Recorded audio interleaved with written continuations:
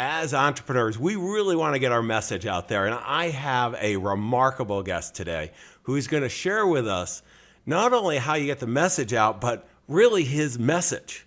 See, he's been a best-selling author, 16 books. I mean, I don't know about you, but I am impressed with anyone that's an author, and 16 books, best-selling, unbelievable. But he's been not only putting it in writing, he's also delivered it. Over 3,000 presentations all around the world for the last 38 years. He has made a difference. He's been recognized by all his peers, all the speakers, pretty much every award that you could be named for and honored by. And the reason is he deserves it very well. Jim Cathcart is just an amazing individual. And he's going to share with us how you can take your business, your personal life, and accelerate that success well beyond your imagination. Stay tuned.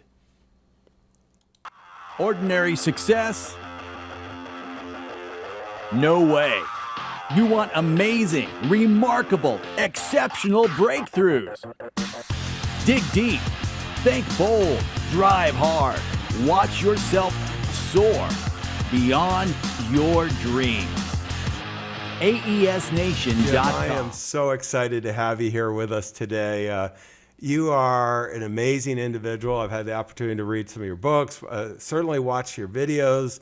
A good friend of ours, mutual friend Bill Backrack, introduced us because I hadn't really had the chance to talk with you before. So this is the very first time. And so many of our listeners, our viewers are going to know who you are. But before I go into all the messaging and everything, share with us a little bit of backstory. I mean, you didn't wake up one morning at 3 and you're going to be the best-selling author and this world-renowned speaker. I mean, how did this all come about? Thank you, John. Well, it's a thrill to be on this show with you. And you're right, Bill is an amazing individual, and I'm glad Bill Backrack introduced us. I grew up in Little Rock, Arkansas. I live in California today, but in Little Rock, I was there for 20-something years. And my dad was a telephone repairman. Mom was a housewife at home taking care of us kids, and my grandfather, who was an invalid, in a hospital bed in the front room. And so I expected an ordinary life, but then years later, in my 20s, I was newly married, working after many, many jobs, doing all kinds of things. I was working in a government clerk job at the Housing Authority, and I heard Earl Nightingale on the radio in a show like your show. And 5 minutes of that show, he delivered a message that just touched something in me and inspired me to completely change the direction of my life. He said, if you'll spend an extra hour every day studying your chosen field, in 5 years or less, you could be a national expert. And that's the first time it ever occurred to me I could be somebody who made a difference.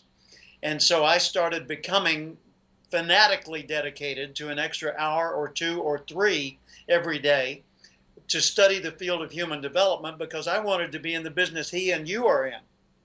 Yeah. And sure enough, within a few years, I really knew what I was talking about in that field.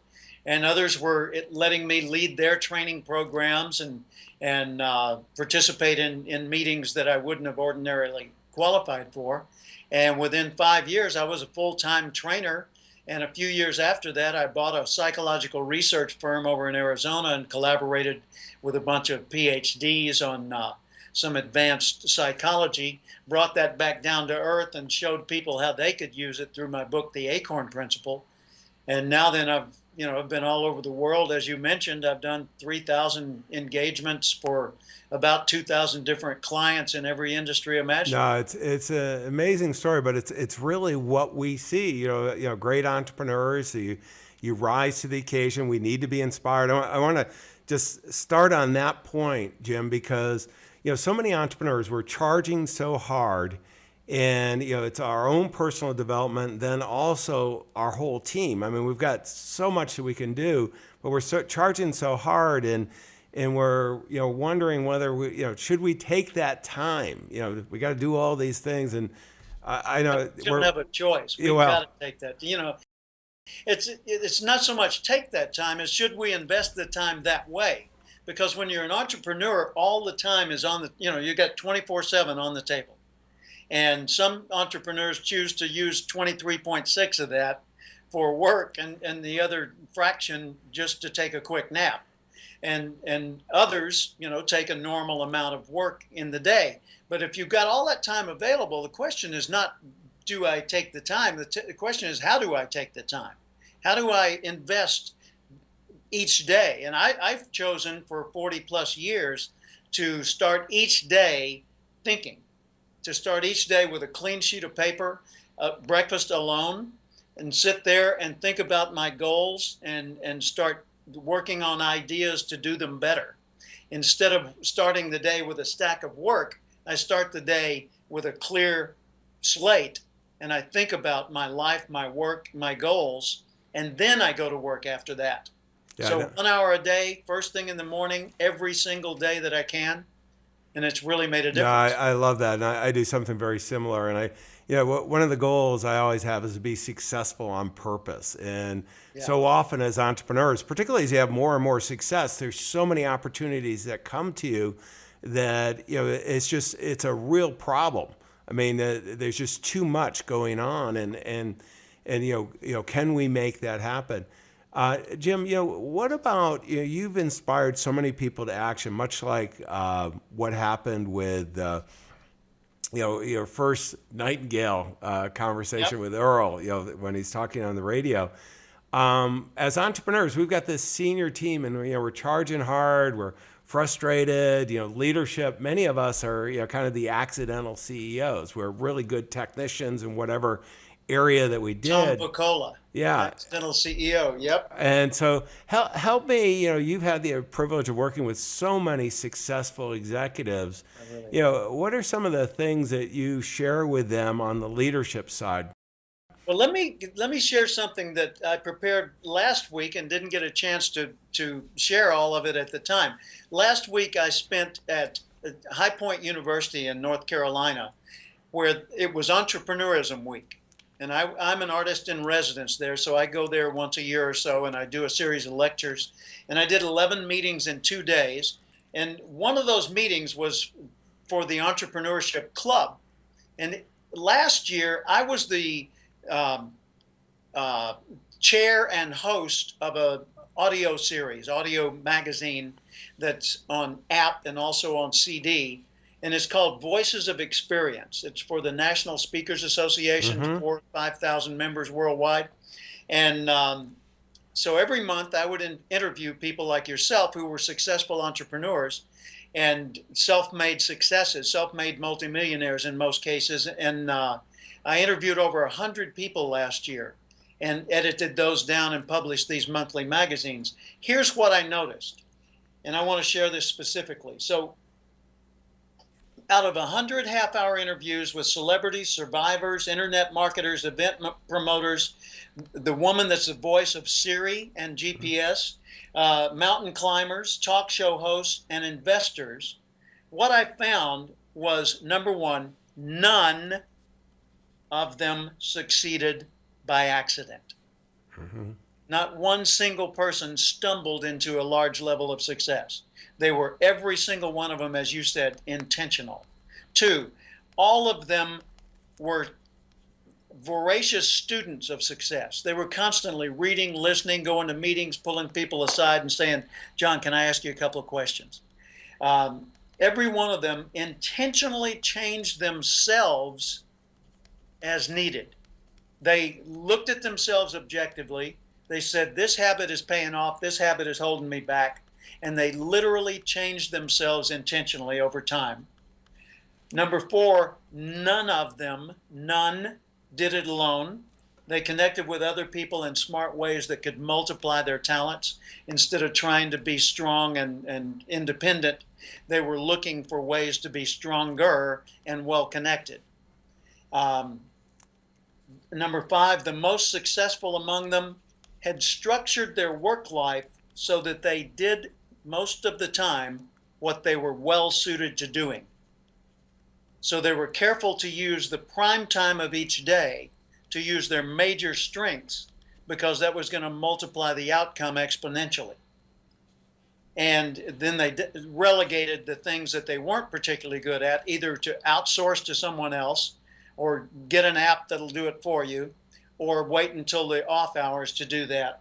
Number 6, all of them, and there are only 7 of these, by the way, all of them were eager to share what they had learned, and they were generous as long as the recipient of that generosity was humble and willing to work.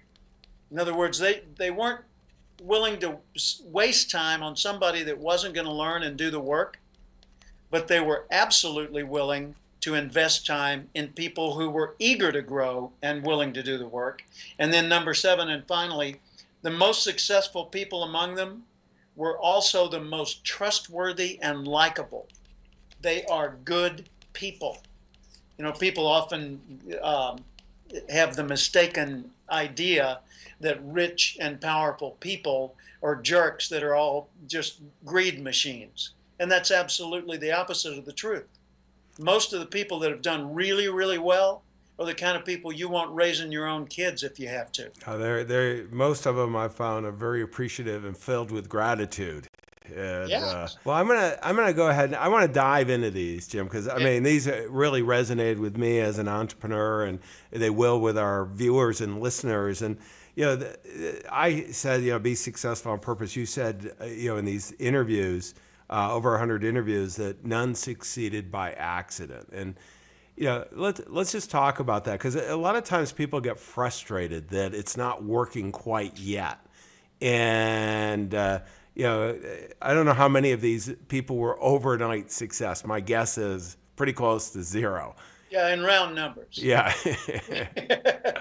No, and one of the things I would encourage, I mean, this is so important, is that, you know, wherever you are now in business, what happens is we always have goals higher, and there's, you know, we don't always hit them, and we can get very frustrated with how far we are from our absolute ideal goal with the actual results. But boy, driving toward that, making that difference, it is just, it's pretty amazing, because we got to take a look back. You know, you and I were talking about gratitude. Take a look back and just the progress that we're all making. Let me interrupt for a second, Go ahead. because I want to reinforce one of your points. When you set goals, it's not really a goal if you already know how to reach it. If you already know how to reach it, it's a to-do. A goal should exceed your capacity to figure out how to get it done yet, so that it's always something that inspires you to be bigger, find better resources, leverage something, and look for a new way. Yeah, I have a good friend, Dan Sullivan of Strategic Coach, and we were talking about this on Friday. And yeah, Dan's an amazing guy. yeah, and he was saying, it's really what you're saying too, Jim, is that, you know, you're reaching, you make this commitment, you put the flag in the ground, and then, you know, you get courage, because this is not something that the weak of heart can do, because you don't know how to do it. Yeah. And then the And part that's so important that people get it, that you don't need to know how to get there. You just need to know whether you really want it, whatever it happens to be. Well, and the reason why I brought up Dan is because the next one I thought was very, very clear. He said it, and you said the exact same words, which capacities, the capabilities, excuse me, that the capabilities kind of show up. Now, you got to let the world know, you got to let your network know, you know, if you're a mastermind, whatever it is, these things start coming to you, but it's only by taking that commitment and, you know, getting inspired and inspiring others. So one way to think of that metaphysically is think of a goal as a magnet. Until the goal is crystallized and committed to, there is no magnetism. It's just something you thought about. But once you commit to achieving it, then it starts drawing to you the other questions, the other challenges, the other dilemmas for you to resolve, so that the answers reveal themselves and become part of your mix. Jim, let's go to the people you've interviewed again too. I'm going to go down all 7, because I think these are so good, and these are so important to all the entrepreneurs. Is, you know, they're students. They're into lifelong learning. I mean, I know you have been, and you've been certainly a teacher, a mentor, but you're also a student. Why do you think these individuals are so, you know, they're still doing this, even though they're oftentimes, you know, at the top of their game? Well, I found that even Cavett Robert, the founder of the National Speakers Association, uh, at age 89 was still studying. He was still sitting in the front row at seminars and speeches and taking notes on people's techniques. You know, it's Earl Nightingale was a student up until the day he drew his last breath. Everyone I've ever admired big time, I've found was a voracious learner, and students notice more. You know, they're paying attention to how people are responding. They're noticing the circumstances. Intelligence is the essence. The essence of intelligence is making distinctions, noticing more details in anything, and noticing patterns and principles.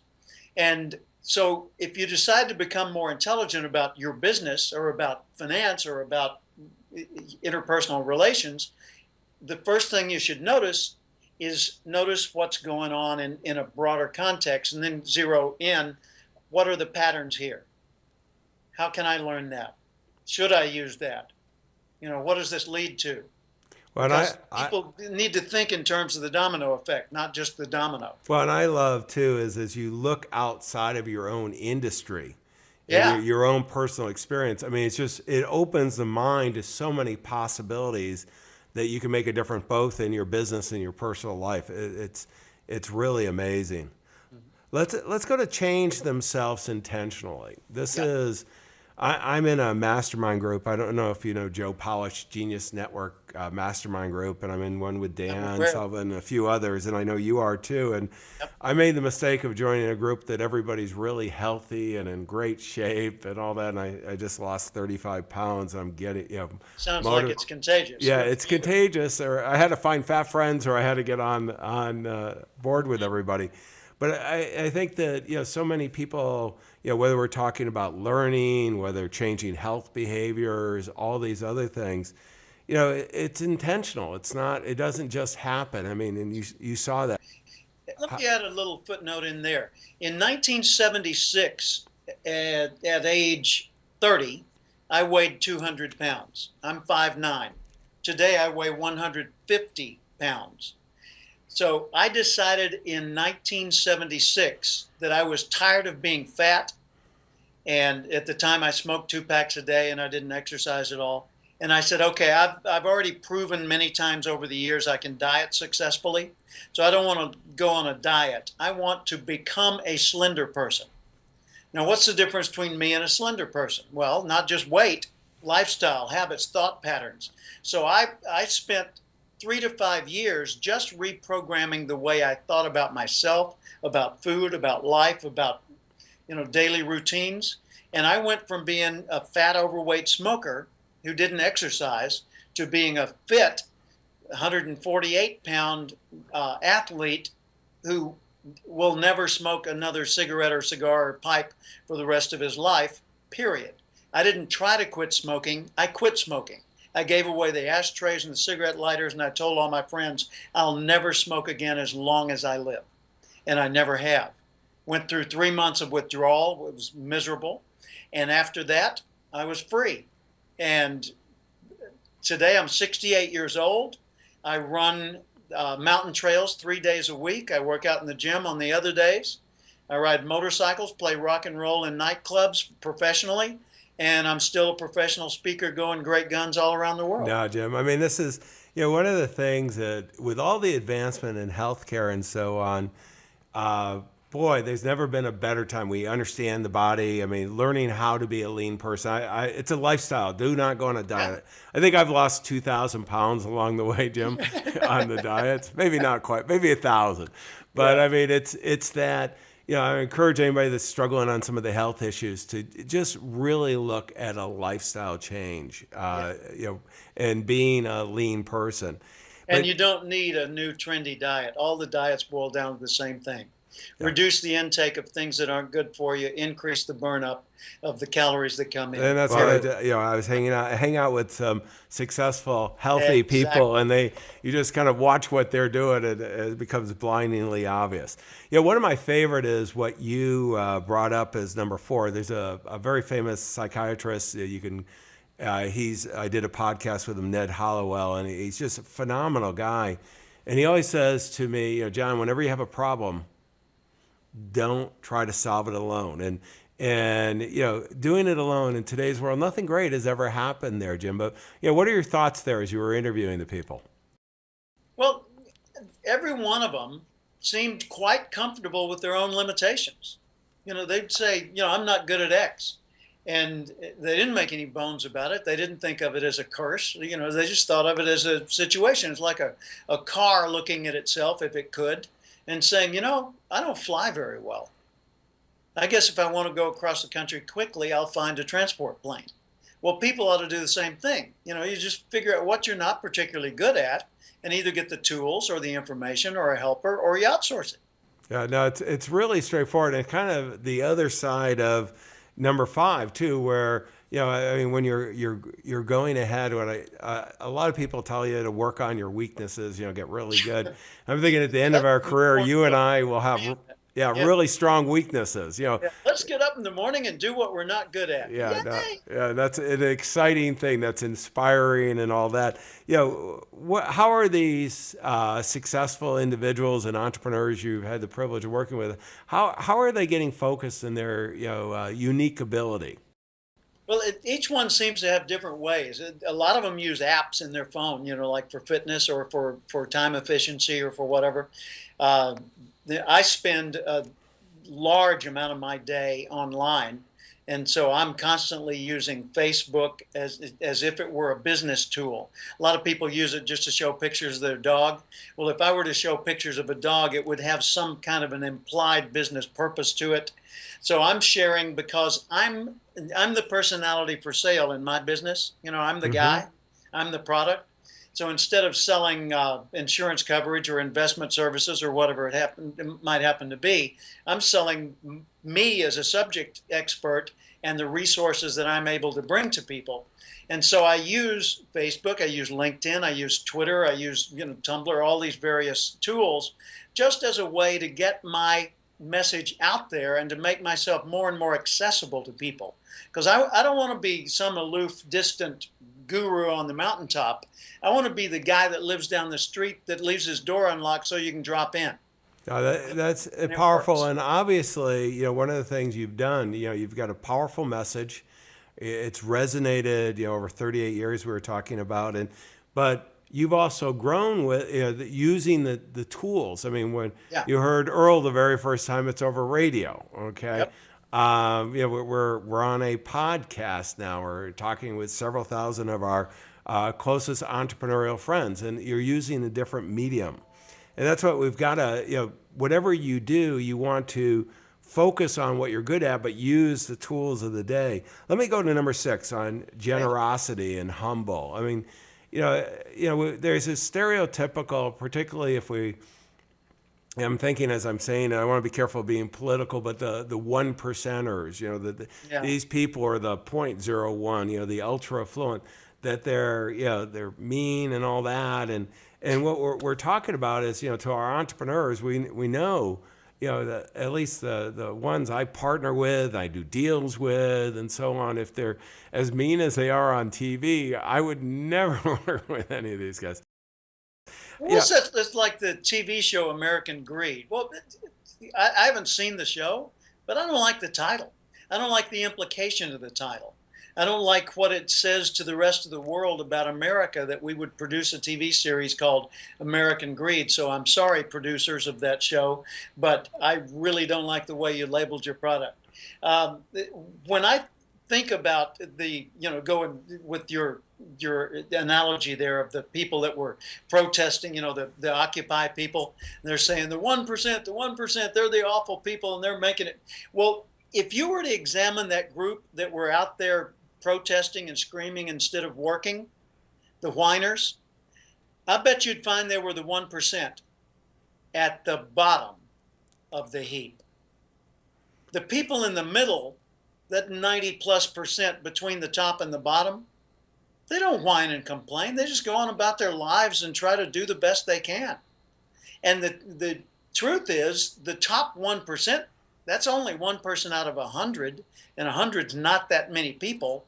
And the top 1% is available to anybody, no matter what their physical condition, no matter what their intellectual capacity might be, no matter who they know, and no matter what skills they bring to the table. You can decide today which percentile you want to be in, and over time, in the next few years, be there. No, and Jim, I totally agree. I mean, one of the things I liked on you had a TEDx talk you did, and I was listening to it in prep for this interview, and you told the Earl Nightingale story, but what you didn't say on the podcast, I want to bring it up, that after listening to him, making the investment time, energy, and becoming a speaker, then you put a program together, and then he began selling your program, the company did. And in 1974, I was selling his program.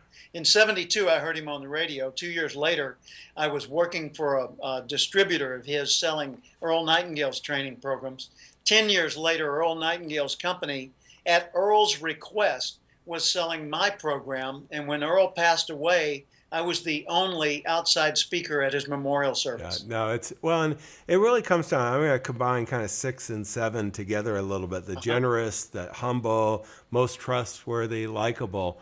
It's really investing in time. You and I are parts of mastermind groups. You've been in one for a long time. I have been in them since the early 90s, and I've just found so much value hanging out with my fellow entrepreneurs.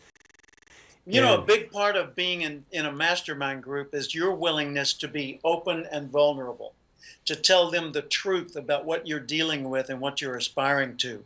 And then they can give you real meaningful feedback and assistance and help you through tough times, because even the most successful and the most brilliant and the most enlightened will have times of fear and depression and things like that, but it just won't last as long because they don't wallow in it. Well, and it's nothing better than to have this is not going alone. And we created AESNation.com as a virtual mastermind. I'm going to encourage everybody to have a live mastermind as well.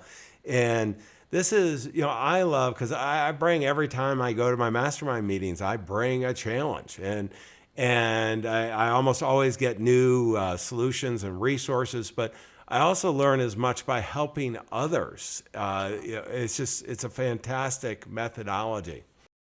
Well, plus, as you sit around the room and each person takes time telling his or her concerns and sharing their latest best ideas, it's like each one of those dialogues is coaching you.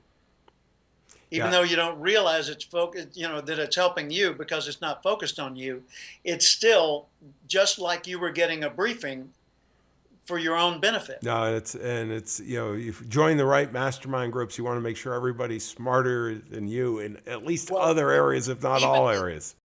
At least make sure everybody is willing to do the work, willing to become better, willing to change themselves. Because if they're not, they don't belong in a mastermind group. It'll be a minor mind group. Yeah, no, very much so. Yeah, Jim, one of the things, I want to come back to leadership just for a second. We've gone through the 7. One of the challenges I see so many entrepreneurs struggle with is, they got a team, they go back to that technician part, that they're good technicians, whether they're selling widgets or their financial side. And I want to talk about leadership for a second, then go to the selling part of it. But they're trying to inspire their team. They didn't plan on doing this, and some of us have been at the we've done things right, and we've got pretty successful businesses, and all of a sudden we find we've got this big team, and how do we get everybody aligned and really provide the leadership so that we can have collectively this great success serving our clients? I want to draw 2 analogies here.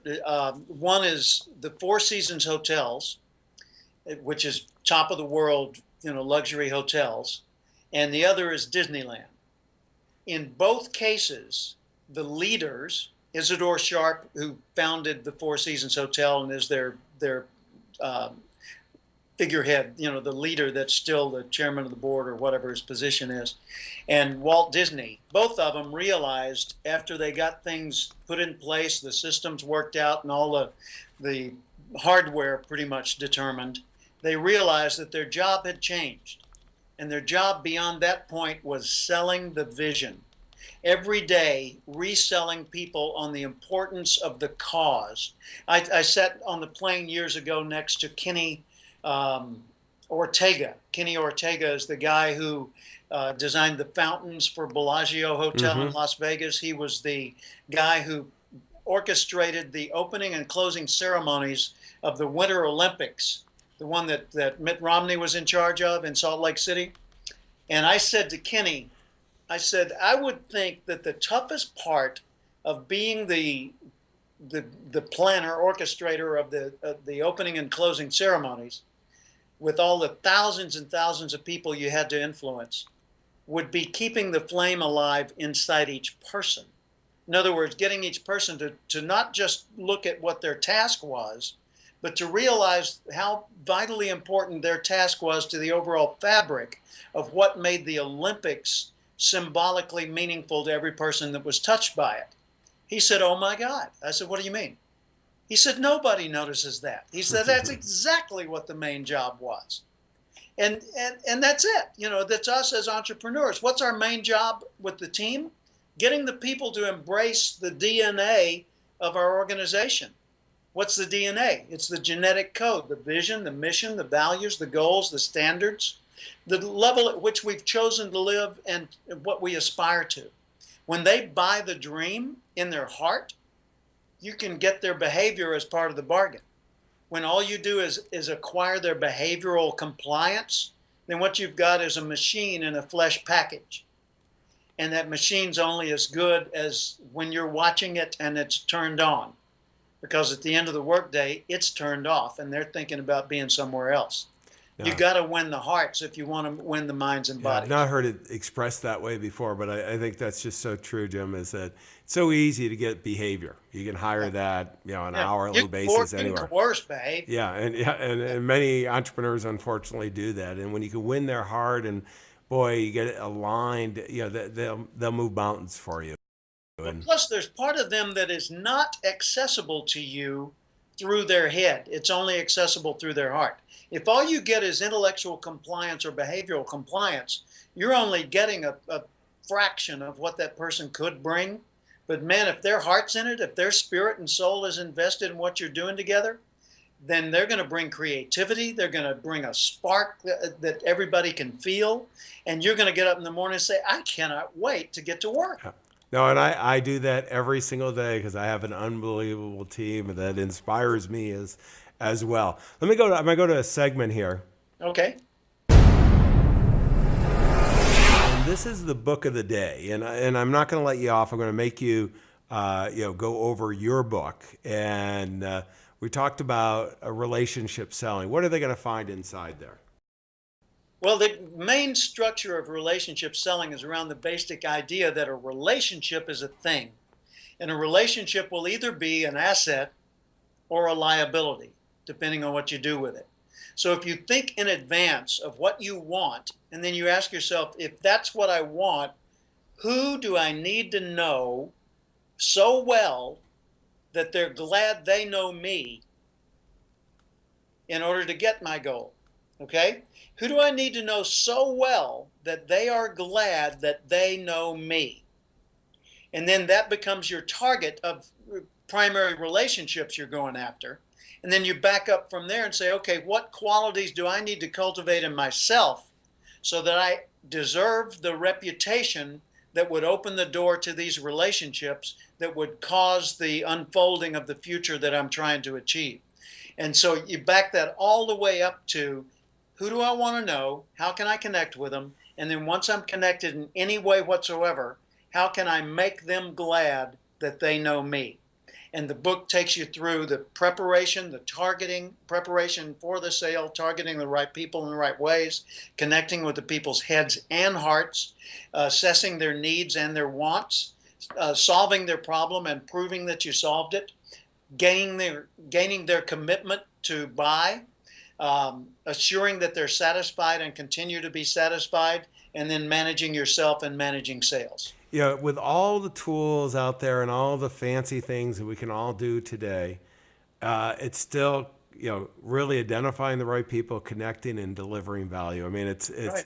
It's all relationships. And I think sometimes we get caught up in, all this fancy stuff these are pearls of wisdom. Let me go to the next segment. this is resources, Jim. What are some of the resources that are available on your website?